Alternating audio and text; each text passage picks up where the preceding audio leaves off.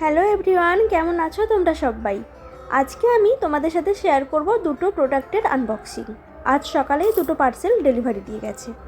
সেদিন বাড়িতে না পুঁই মিটুনি তুলতে গিয়ে আমার কাজ করার একমাত্র ছুরিটা হারিয়ে গেছে। আমারই ভুলে অবশ্য, মানে আমি ভুলবশত ছুরিটা বাইরে রেখে এসেছিলাম, তারপরে ওখান থেকে কেউ নিয়ে চলে গেছে। তাই আমি আবারও সেম ছুরি অ্যামাজন থেকে অর্ডার দিয়েছি। আগেরটাও পিজনের ছিল আর এটাও। আসলে আমার হাতে এই ছুরিটা খুব শ্যুট করে। আর এটা হলো মিশো থেকে নেওয়া দুটো অয়েলেট ডিসপেন্সার। তো কুশল অনেক বেশি এক্সাইটেড ছিল, তাই আমার আগে ও এক্সাইটমেন্ট সামলাতে না পেরে পার্সেলটা খুলে দেখে নিয়েছে। আমাদের বাড়িতে এরকম কোনো তেল রাখার জন্য কোনো কন্টেনার নেই, সেই জন্যই আমি এটা কিনেছি।